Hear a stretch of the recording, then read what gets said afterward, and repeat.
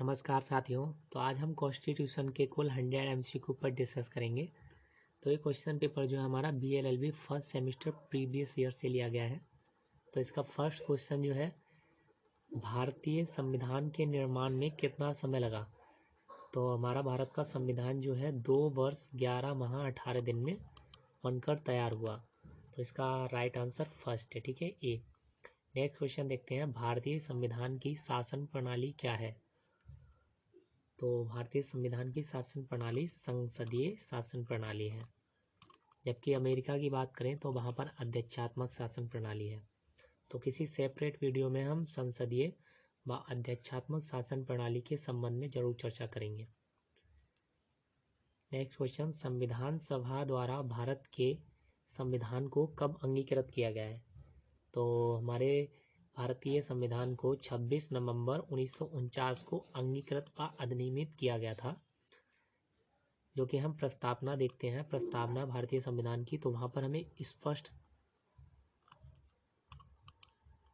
होता है, ठीक है, देख लीजिएगा। 26 नवंबर 1949 को अंगीकृत व अधिनियमित हुआ था। तो ये हमारे भारतीय संविधान की प्रस्तावना है, उद्देशिका, जिसे हम प्रियम्बल बोलते हैं। और अगर लागू होने की तिथि की बात की जाए तो 26 जनवरी 1949 को पूर्णतः हमारा संविधान जो लागू हुआ था। लेकिन इस तिथि को 26 नवंबर 1949 को कुछ अधिनियम कुछ अनुच्छेद जो है तुरंत लागू हो गए थे, जिसका प्रोविज़न आपको अनुच्छेद 394 में देखने को मिल जाएगा कि कौन कौन से अनुच्छेद जो है तत्काल लागू हो गए थे। तो चलिए दिखाई देता हूँ आपको, देख लीजिएगा। अनुच्छेद 5, 6, 7, 8, 60 और 324, 66, 67, तो ये जो है तुरंत लागू हो गए थे, इतने अनुच्छेद। और बाकी अनुच्छेद जो है 26 जनवरी 1950 को पूर्णतः जो है। चलिए नेक्स्ट क्वेश्चन देखते हैं, भारतीय संविधान में कितने अनुच्छेद हैं। तो हमारे भारतीय संविधान में कुल 395 अनुच्छेद हैं। जो मूलतः संख्या दी गई है अनुच्छेदों की वो 395 है, और 12 अनुसूचियां हैं और 22 भाग हैं। जबकि अगर हम संशोधन द्वारा जोड़े गए भाग या अनुच्छेद की बात करेंगे तो जोड़ने पर 448 अनुच्छेद आते हैं, और भाग की बात करेंगे तो 25 भाग होते हैं जो संशोधन द्वारा जोड़े गए हैं। तो चलिए नेक्स्ट क्वेश्चन है कि भारतीय संघ की कार्यपालिका शक्ति किसमें निहित होती है। तो भारतीय संघ की कार्यपालिका जो है राष्ट्रपति में निहित होती है। तो इसका प्रोविज़न जो है अनुच्छेद 53 में दिया गया है।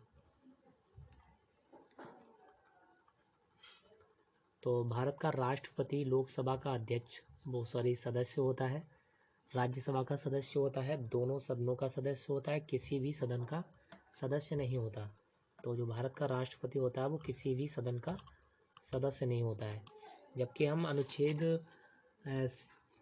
79 में देखेंगे, आर्टिकल 79 में, तो वहाँ पर हमें राष्ट्रपति को प्रोविज़न दिया गया है कि राष्ट्रपति संसद का अंग है, लेकिन किसी भी सदन का सदस्य नहीं है। देखिएगा, आपको लैंग्वेज दिखा देता हूँ, देख लीजिएगा। आर्टिकल 79 में दिया गया है कि संघ के लिए एक संसद होगी जो राष्ट्रपति और 2 सदनों से मिलकर बनेगी, जिनके नाम राज्यसभा और लोकसभा होंगे। तो यहाँ पर संसद जो है 3 लोगों से मिलकर बनेगी, राष्ट्रपति और राज्यसभा व लोकसभा से। लेकिन यहाँ पर राष्ट्रपति को जो है उसका अंग बनाया गया है, संसद का सदस्य नहीं बनाया गया है। तो ये आर्टिकल 79 में क्लियर होता है, ठीक है। नेक्स्ट क्वेश्चन देखते हैं, निम्नलिखित में कौन से प्रकार का न्याय भारतीय संविधान द्वारा प्रदत्त नहीं है। सामाजिक न्याय, आर्थिक न्याय, राजनीतिक न्याय या नैतिक न्याय। तो नैतिक न्याय हमें जो है संविधान में प्रदान नहीं किया गया है। जहाँ भारतीय संविधान की प्रस्तावना देखते हैं तो हमें वहाँ पर स्पष्ट होता है कि कौन कौन से जो है न्याय हमें प्रदान किए गए हैं। तो चलिए प्रस्तावना दिखाता हूँ आपको। देखिएगा, सामाजिक, आर्थिक और राजनीतिक न्याय हमें प्रदान किए गए हैं, लेकिन नैतिक न्याय जो है हमें प्रदान नहीं किया गया है। नेक्स्ट क्वेश्चन है कि किसने भारतीय संविधान को अर्ध परिसंघात्मक कहा है? तो इसका राइट आंसर है बी, प्रोफेसर केसी वेयर। इन्होंने जो है संविधान को अर्ध परिसंघात्मक कहा है। नेक्स्ट क्वेश्चन है, भारतीय संविधान की विशेषता नहीं है। लिखित संविधान है भारत, बिल्कुल ठीक है। संसदीय शासन प्रणाली है, बिल्कुल ठीक है। मूल अधिकार है, बिल्कुल ठीक है। दोहरी नागरिकता का प्रावधान नहीं है, जबकि दोहरी नागरिकता का अगर प्रावधान हम देखेंगे तो हमें अमेरिकी संविधान में देखने को मिलेगा, ठीक है। तो इसका राइट आंसर जो है ये हो गया, ये विशेषता हमारे संविधान में नहीं दी गई है। नेक्स्ट क्वेश्चन है कि भारत के राष्ट्रपति का चुनाव किया जाता है जनता द्वारा, संसद द्वारा, लोकसभा के सदस्यों द्वारा, या संसद के निर्वाचित सदस्य और विधान सभाओं के निर्वाचित सदस्यों द्वारा। तो जनता द्वारा जो है चुनाव होता है वो अमेरिका में होता है, और हमारे यहाँ जो है संसद के निर्वाचित सदस्य होते हैं और विधान सभाओं के निर्वाचित सदस्य होते हैं, ठीक है। तो इसके निर्वाचन की प्रक्रिया जो है राष्ट्रपति की, तो वो अनुच्छेद हमें 54 में मिलेगी कि राष्ट्रपति का निर्वाचन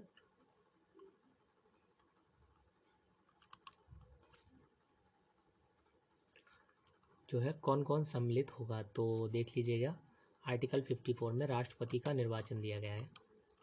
तो राष्ट्रपति का निर्वाचन ऐसे निर्वाचक गण के सदस्य करेंगे जिसमें संसद के दोनों सदनों के निर्वाचित सदस्य, लोकसभा के और राज्यसभा दोनों के जो सदन के सदस्य होते हैं वो सम्मिलित होंगे इनके निर्वाचन में, और राज्यों की विधानसभाओं की निर्वाचित सदस्य होंगे, ठीक है।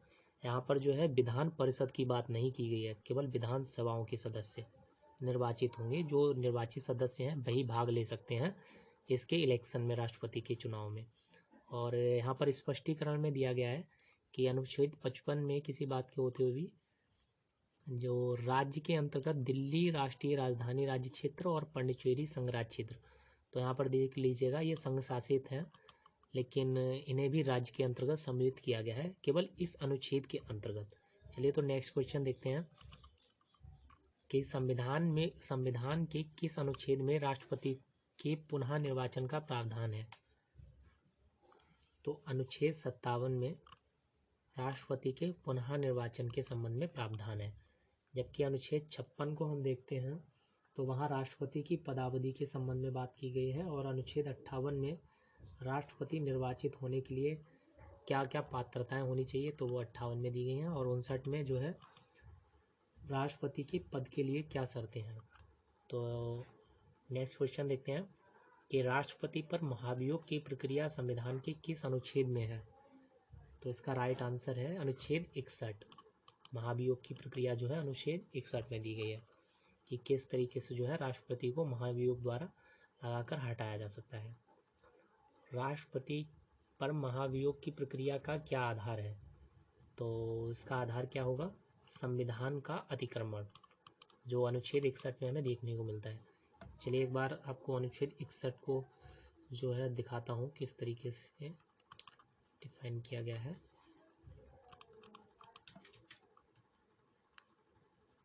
ये देखिए, राष्ट्रपति पर महाभियोग चलाने की प्रक्रिया।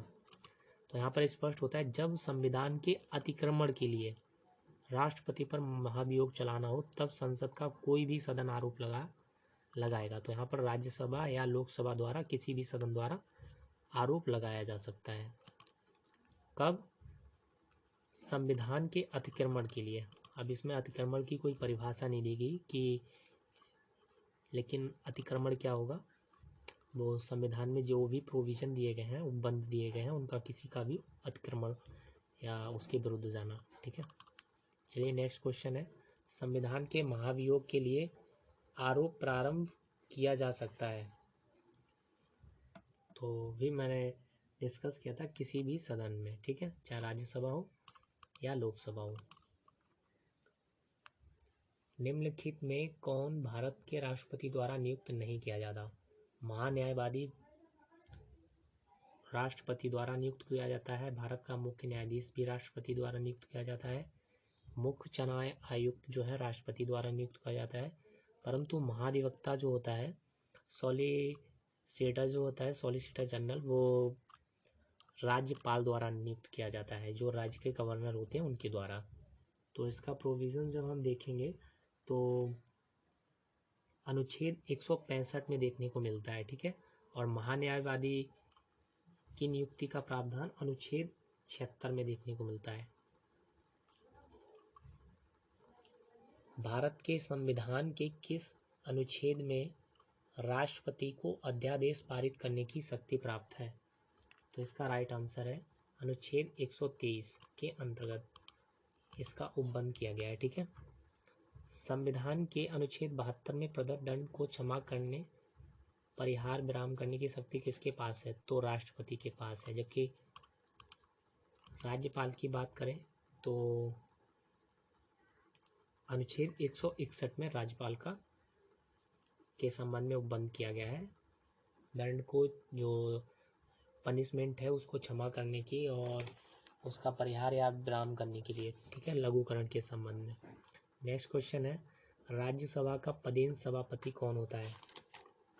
तो राज्यसभा का पदेन सभापति जो है उपराष्ट्रपति होता है।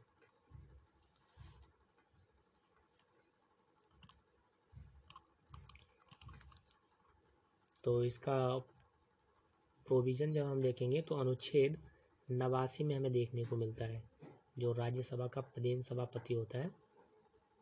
देख लीजिएगा, अनुच्छेद 89 देखते हैं।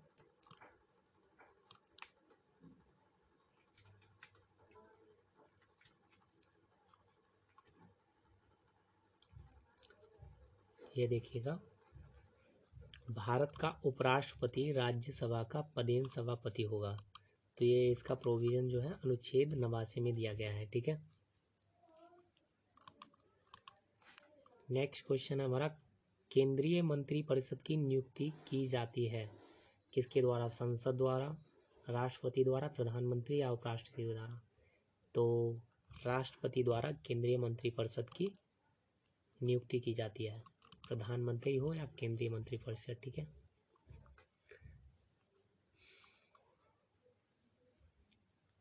मंत्रिपरिषद किसके प्रति उत्तरदायी होती है? तो मंत्रिपरिषद जो है लोकसभा के प्रति उत्तरदायी होती है।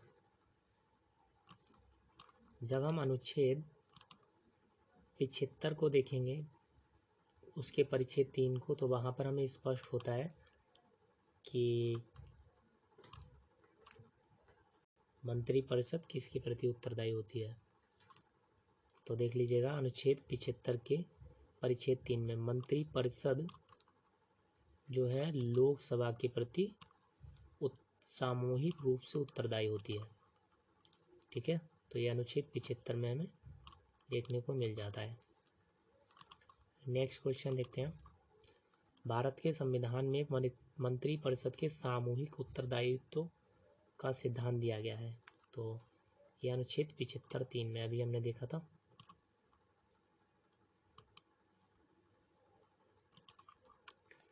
नेक्स्ट क्वेश्चन है, भारतीय संविधान का कौन सा अनुच्छेद राज्यपाल को क्षमादान की शक्ति प्रदान करता है? तो पिछले क्वेश्चन में हमने डिस्कस किया था, तो अनुच्छेद 161 के अंतर्गत।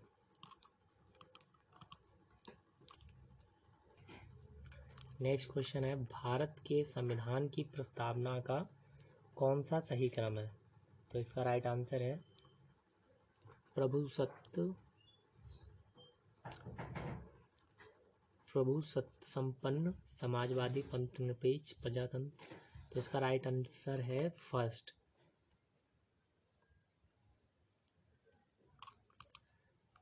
जब हम प्रस्तावना देखेंगे भारतीय संविधान की, तो वहाँ पर स्पष्ट होता है कि हम भारत के लोग भारत को एक प्रभुत्व संपन्न, समाजवादी, पंथनिरपेक्ष, लोकतंत्रात्मक गणराज्य। तो यहाँ पर लोकतंत्रात्मक या प्रजातंत्रात्मक एक ही बात है। देख लीजिएगा, प्रस्तावना को दिखाना चाहूँगा पुनः से।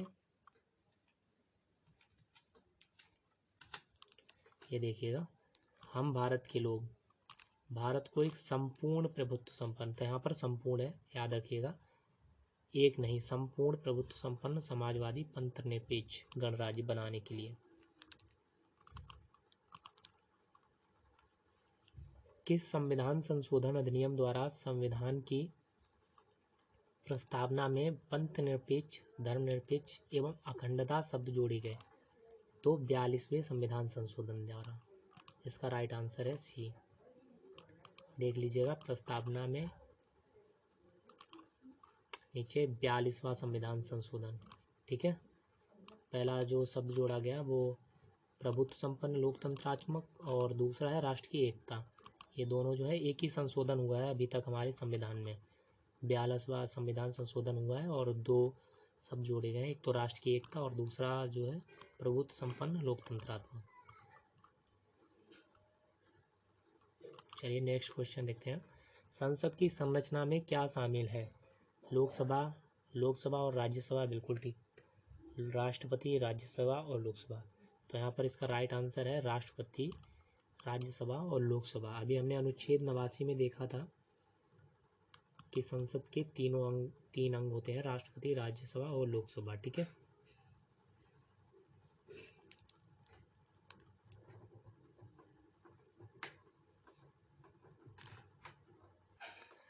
सॉरी यहाँ पर 89 नहीं 79 होगा, 79। ठीक है, अनुच्छेद 79 में दिया गया है जो संसद का अंग है राष्ट्रपति और इधर आपके राज्यसभा और लोकसभा, तीन अंगों से जो है मिलकर संसद बनेगी। ठीक है, तो याद रखना है 79 है, 89 नहीं है।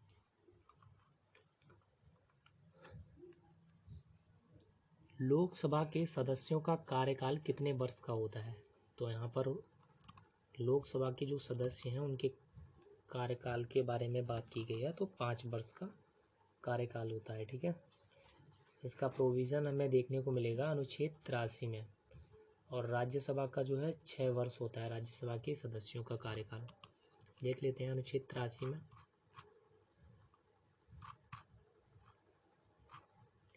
देख लीजिएगा,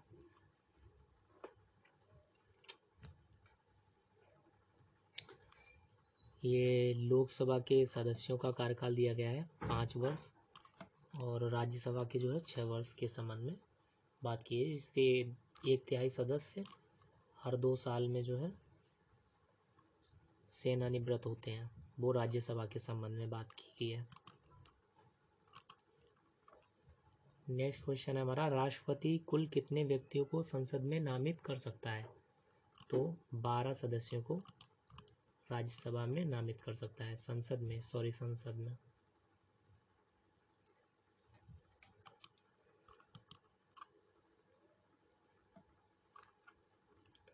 राज्यसभा का कार्यकाल कितना होता है? 6 वर्ष होता है। संसद के दोनों सदनों की संयुक्त बैठक बुलाने की अधिकारता किसे प्राप्त है?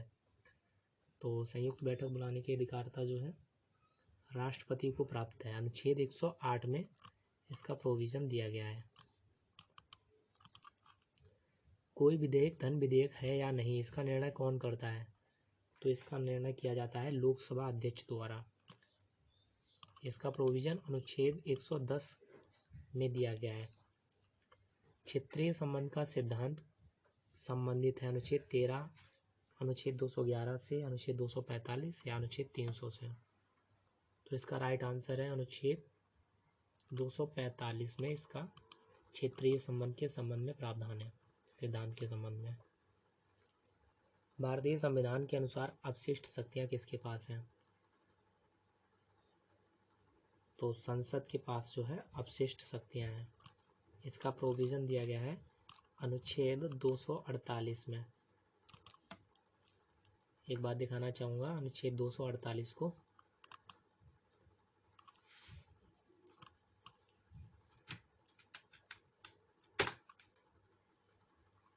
ये देखिएगा, अपशिष्ट शक्तियां, विधायी शक्तियां।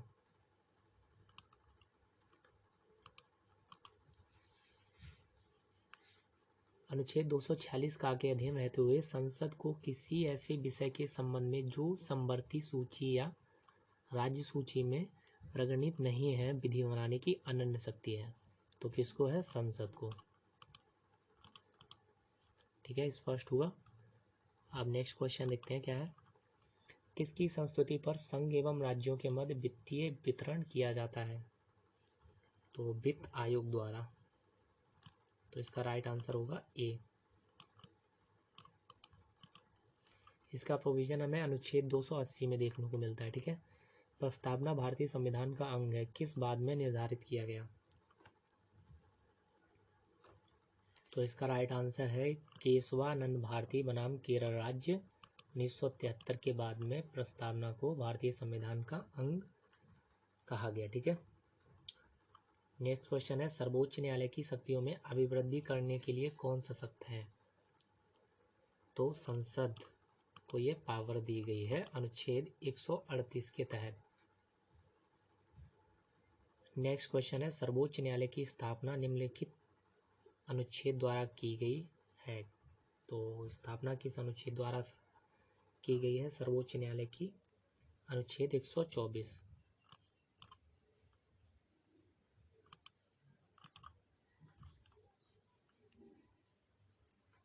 नेक्स्ट क्वेश्चन है, भारत के संविधान के किस अनुच्छेद के अंतर्गत सर्वोच्च न्यायालय द्वारा घोषित विधि सभी न्यायालयों पर बाध्यकारी होती है? तो इसका राइट आंसर है अनुच्छेद 141 में इसका प्रोविजन दिया गया है। ठीक है, भारत के न्यायिक पुनर्विलोकन का अधिकार किसको है? तो उच्च न्यायालय और उच्चतम न्यायालय दोनों को है।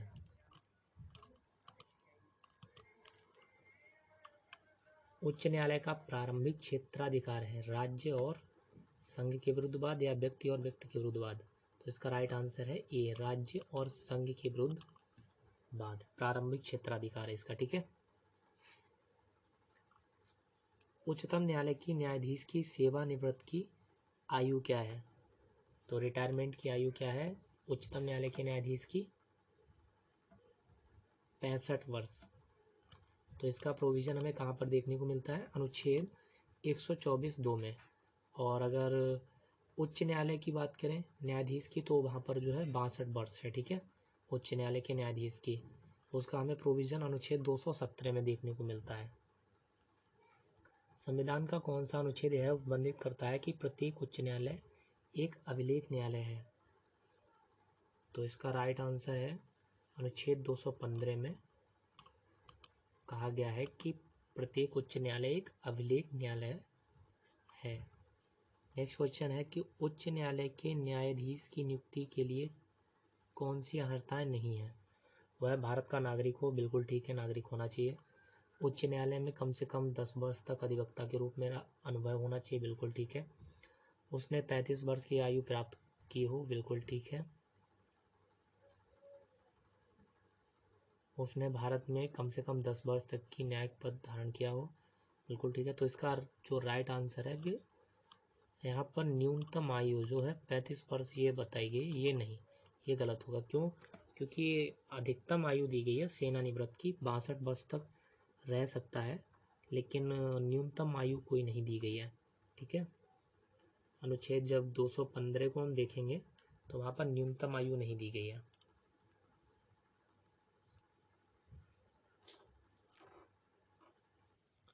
सॉरी, अनुच्छेद 217 को। ठीक है, जब अनुच्छेद 217 को देखेंगे तो वहाँ पर अधिकतम आयु जो है 62 वर्ष तक दी गई है कि 62 वर्ष तक कोई भी उच्च न्यायालय का न्यायाधीश रह सकता है, 62 वर्ष तक, उसके बाद नहीं। उसकी आयु जब समाप्त हो जाती है 62 वर्ष के ऊपर हो जाती है तो वो रिटायर हो जाता है।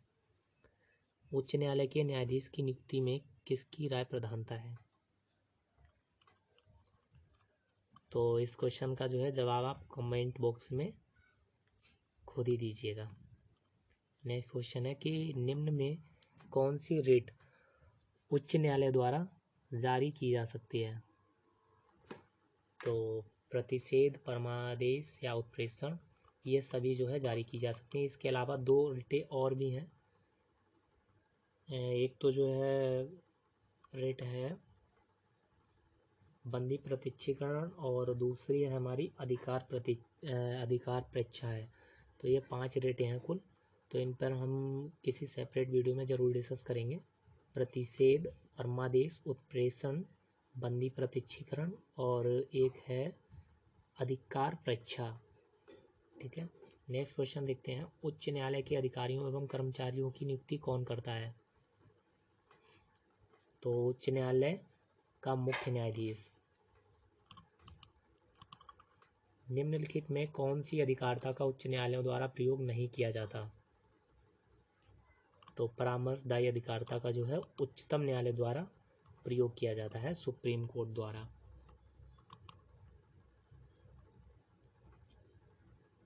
तो इसका हमें प्रोविज़न जब हम देखेंगे अनुच्छेद 143 में देखने को मिलेगा कि सुप्रीम कोर्ट को जो है सलाहकारी क्षेत्राधिकार प्राप्त है या परामर्शदायी अधिकारिता। भारत में कुल कितने उच्च न्यायालय हैं? तो भारत में वर्तमान में 25 उच्च न्यायालय हैं, जबकि जो 25वां उच्च न्यायालय है वो आंध्र प्रदेश उच्च न्यायालय है। ठीक है, और सबसे पुराना उच्च न्यायालय जो है वो कलकत्ता उच्च न्यायालय है, जिसकी स्थापना 1 जुलाई 1862 में की गई थी और जिसका क्षेत्राधिकार है पश्चिम बंगाल और अंडमान व निकोबार। ठीक है, तो इतना ध्यान रखना है कि 25 उच्च न्यायालय हैं वर्तमान में। निम्नलिखित में से कौन पंजाब एवं हरियाणा उच्च न्यायालय के क्षेत्राधिकार के अंतर्गत नहीं आता? पंजाब, हरियाणा, चंडीगढ़। तो दिल्ली जो है अलग उच्च न्यायालय है इन सभी से। उच्च न्यायालय की अन्य न्यायालयों पर अधीक्षण की शक्ति किस अनुच्छेद में प्राप्त है? तो अनुच्छेद 226, 27, 24 या 23। तो इसका राइट आंसर है अनुच्छेद 227, तो बी इसका राइट आंसर होगा। ठीक है,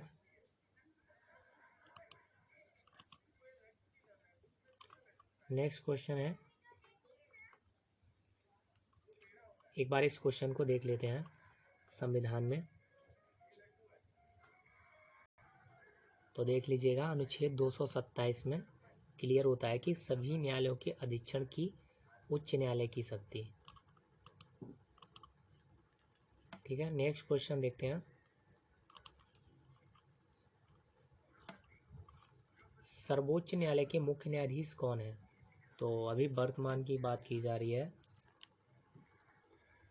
तो आप जो है वर्तमान की बात करें तो दिनांक है आज 12 मार्च 2022। तो अभी तक के जो हमारे न्यायमूर्ति नए हैं तो वो हैं न्यायमूर्ति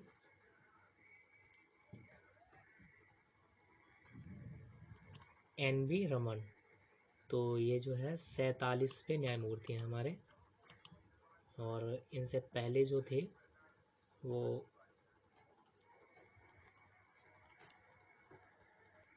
46वें मुख्य न्यायमूर्ति थे रंजन गोगोई, और उनसे पहले जो थे दीपक मिश्रा थे। तो अभी वर्तमान के जो है हमारे न्यायमूर्ति NV रमन है। नेक्स्ट क्वेश्चन है, भारतीय संविधान के किस अनुच्छेद में धन विधेयक का प्रावधान है? तो अनुच्छेद 110 में धन विधेयक का प्रावधान किया गया है। ठीक है, नेक्स्ट क्वेश्चन है, लोकसभा द्वारा धन विधेयक के पारित होने के बाद यदि राज्यसभा द्वारा कोई कार्रवाई न की जाने पर उससे कितने दिन पश्चात पारित हुआ मान लिया जाता है? तो उसे जो है 14 दिन बाद पारित हुआ मान लिया जाता है।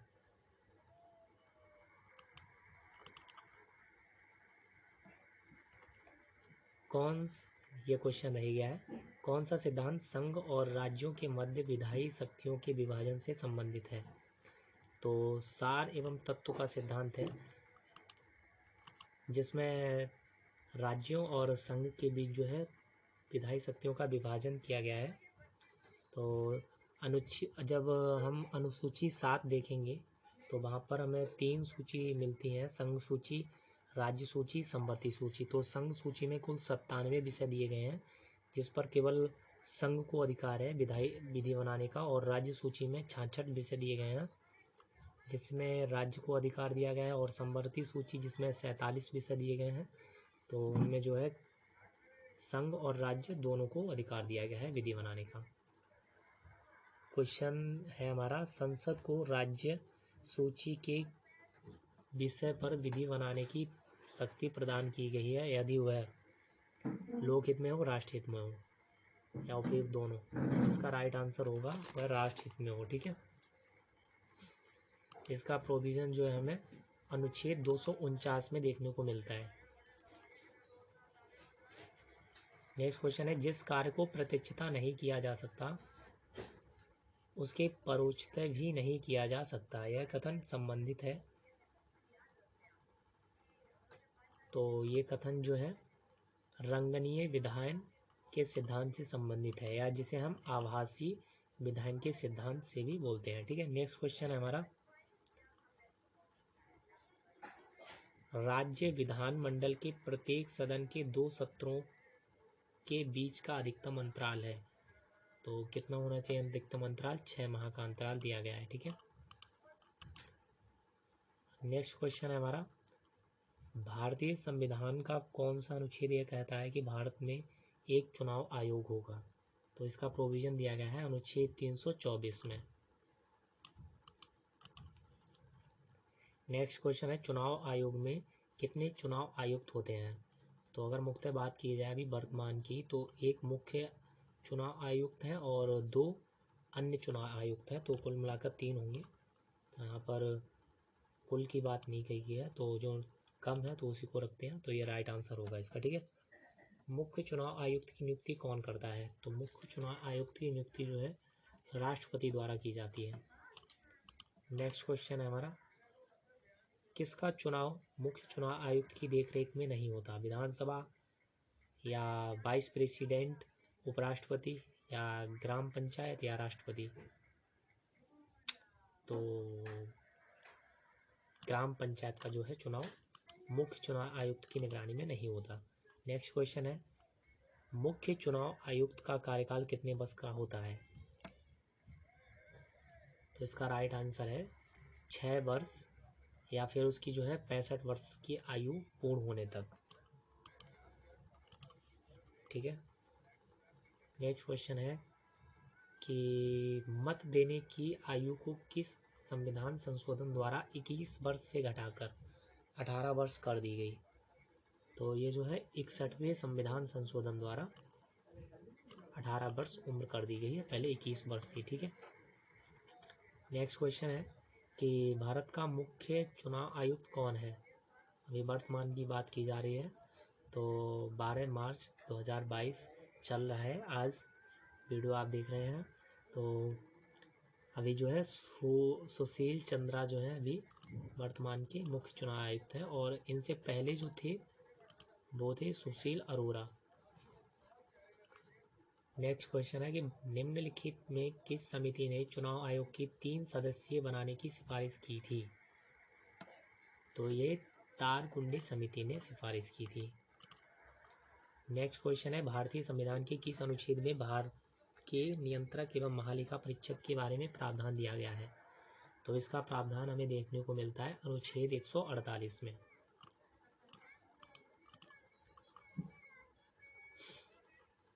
नीचे लिखे कथन में कौन सही कथन है? भारत के नियंत्रक महालेखा परीक्षक के बारे में, वह संसद के प्रति उत्तरदायी होता है, उसकी नियुक्ति राष्ट्रपति करता है, उसे अपने पद से रीति से हटाया जा सकता है सर्वोच्च न्यायालय द्वारा। तो अनुच्छेद 148 आप देखिएगा, वहाँ पर आपको स्पष्ट हो जाएगा। ठीक है, दिखाई देता हूँ आपको एक बार अनुच्छेद 148 देख लीजिए। ये रहा हमारा अनुच्छेद 148, जहाँ पर प्रोविजन दिया गया है कि भारत का एक नियंत्रक महालेखा परीक्षक होगा, जिसको केवल राष्ट्रपति अपने हस्ताक्षर और मुद्रा सहित अधिसूचना द्वारा नियुक्त करेगा। तो राष्ट्रपति द्वारा नियुक्ति होगी और उसके पद से केवल उसी रीति से और उन्हीं आधारों पर हटाया जाएगा जिस रीति से और जिन आधारों पर उच्चतम न्यायालय के न्यायाधीश को हटाया जाता है। ठीक है, तो क्लियर होता है। अनुच्छेद 148 में इसका प्रोविजन दिया गया है नियंत्रक महालेखा परीक्षक का, देख लीजिएगा आप। चलिए नेक्स्ट क्वेश्चन देखते हैं। भारत के महान्यायवादी की नियुक्ति किसके द्वारा की जाती है?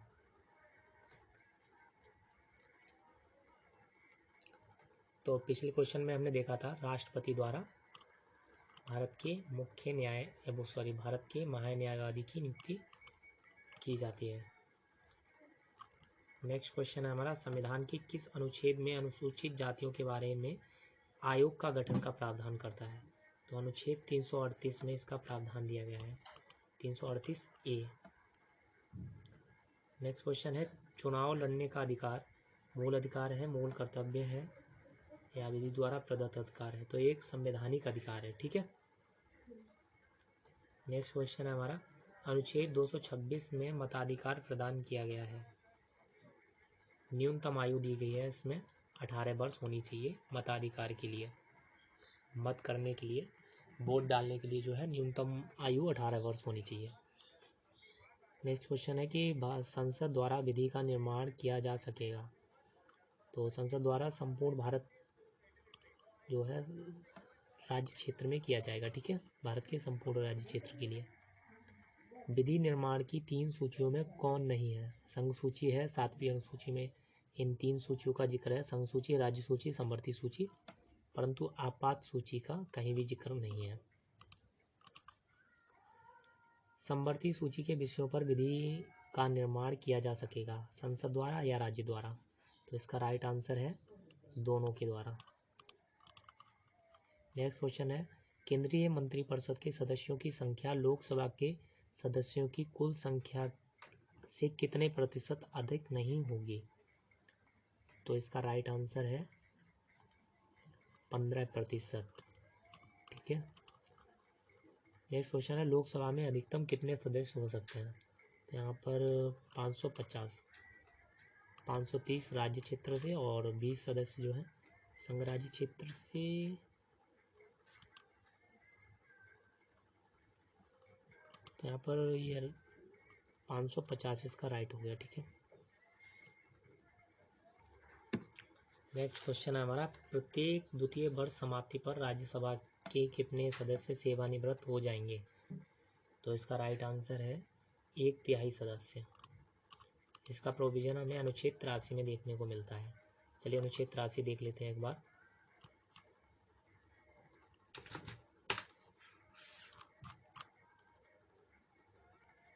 तो देख लीजिएगा, ये रहा अनुच्छेद 83, संसद के सदनों की अवधि।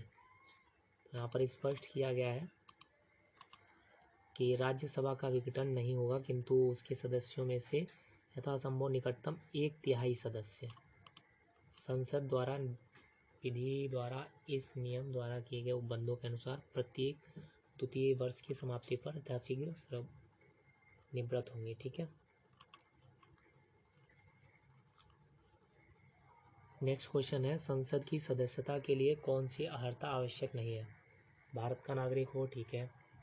राज्यसभा के लिए 30 वर्ष आयु, बिल्कुल ठीक है। लोकसभा के लिए 25 वर्ष आयु।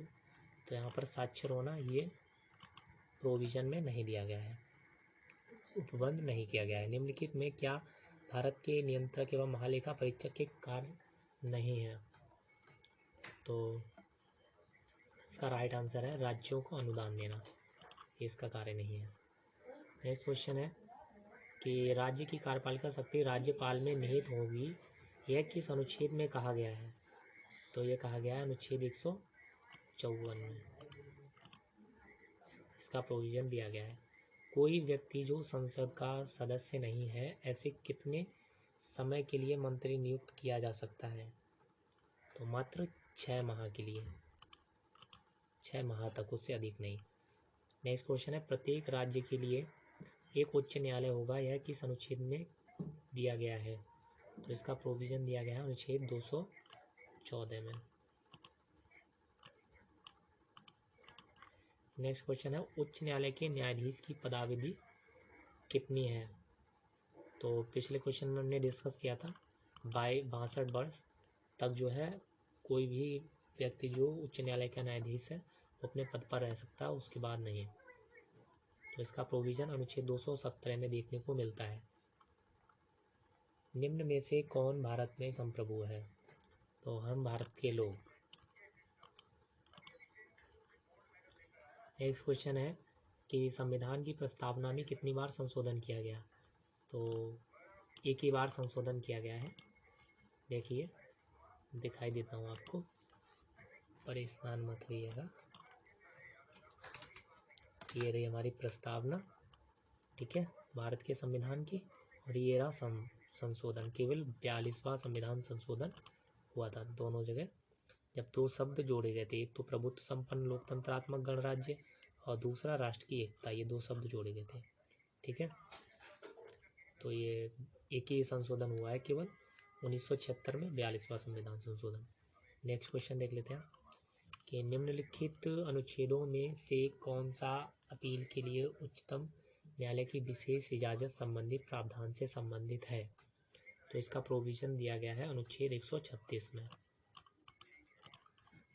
नेक्स्ट क्वेश्चन है, निम्न में से कौन सा विशेष अधिकार भारतीय संविधान के अनुच्छेद 361 के अंतर्गत भारत के राष्ट्रपति को दिया गया है।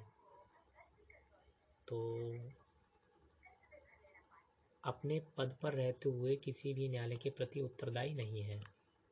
तो ये अनुच्छेद 361 में इसका प्रावधान दिया गया है। संरक्षण दिया गया है राज्यपाल, राष्ट्रपति और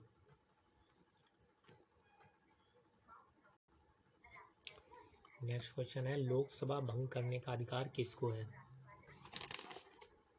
तो राष्ट्रपति को जो है लोकसभा भंग करने का अधिकार है और किसी को नहीं, तो इनमें से कोई नहीं। नेक्स्ट क्वेश्चन है, सर्वोच्च न्यायालय मूलतः मुख्य न्यायाधीश तथा 7 अन्य न्यायाधीशों से मिलकर गठित हुआ था। ठीक है, जब स्थापित हुआ था। नेक्स्ट क्वेश्चन है, चुनाव आयोग द्वारा समय समय पर स्वतंत्र एवं न्याय संगत चुनाव करना निम्नलिखित में से किसके अनुसार संविधान की मूलभूत संरचना का भाग है। तो इसका आंसर जो है आप कमेंट बॉक्स में लिखकर इन चारों में से कोई एक होगा दीजिए। ठीक है, मैं टोटल 100 MCQ में से 2-4 क्वेश्चन जरूर छोड़ दूंगा जिनको जो है आपको आंसर देना है। ठीक है, तो ये क्वेश्चन हमारा, लोकसभा का प्रतिनिधित्व किस पर आधारित है। तो जनसंख्या पर आधारित है। ठीक है, क्वेश्चन नंबर 91 क्या कहता है, उच्चतम न्यायालय के किस बाद में यह प्रतिपादित किया गया कि संसदीय कार्यवाही मूल अधिकारों के दायित्वाधीन नहीं है। तो ये किस बाद में कहा गया है। तो नेक्स्ट क्वेश्चन हमारा, उच्चतम न्यायालय और उच्च न्यायालय के न्यायाधीशों की नियुक्ति राष्ट्रपति न्यायिक आयोग की सिफारिश पर राष्ट्रपति द्वारा किया जाएगा, कौन से संविधान संशोधन द्वारा जोड़ा गया। तो ये 99 संविधान संशोधन द्वारा। देख लीजिए, आपको दिखाई देता हूँ एक बार, अनुच्छेद 217 में इसका प्रोविजन भी दिया गया है।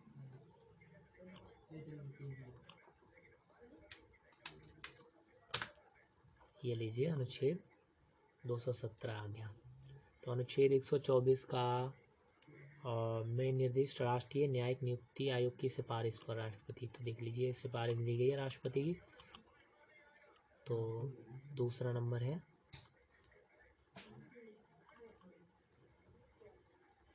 ठीक है 99 संविधान संशोधन, ये रहा आपका। चलिए नेक्स्ट क्वेश्चन देखते हैं, संविधान के किस अनुच्छेद के अंतर्गत वार्षिक बजट पेश किया जाता है। तो अनुच्छेद 112 के तहत वार्षिक बजट पेश किया जाता है। लोकसभा अध्यक्ष अपना पद त्यागपत्र दे सकता है। तो लोकसभा अध्यक्ष जो है अपना त्यागपत्र लोकसभा के उपाध्यक्ष को देते हैं। नेक्स्ट क्वेश्चन है, उच्च न्यायालय ने सर्वप्रथम किस वाद में भविष्य लक्ष्य विनिर्णय का सिद्धांत प्रतिपादित किया था। तो गोलकनाथ वर्सेस पंजाब राज्य के बाद में। संसद की बैठक वर्ष में कम से कम कितनी बार होनी चाहिए। तो वर्ष में संसद की बैठक जो है 2 बार होनी चाहिए।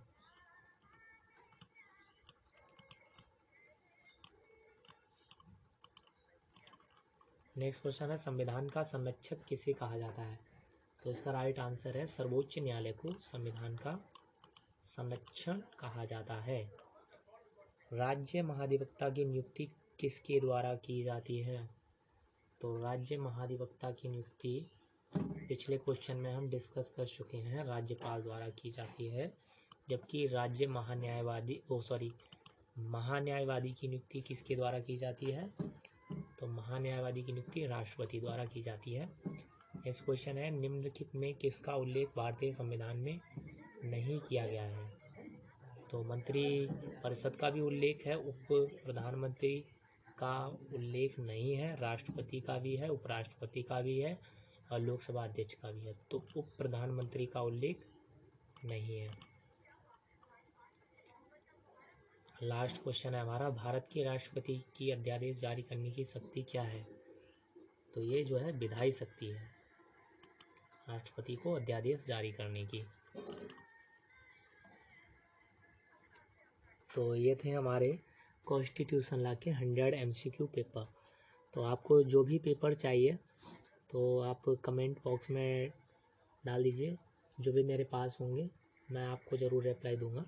और मैं कोशिश करूंगा जल्द से जल्द जितने भी क्वेश्चन पेपर हैं वो सारे अपलोड कर दूं, LLB BLLB के, चाहे फर्स्ट सेकेंड थर्ड जितने भी सेमेस्टर हैं सभी सेमेस्टरों के। ठीक है, चलिए तो नेक्स्ट वीडियो में मिलते हैं।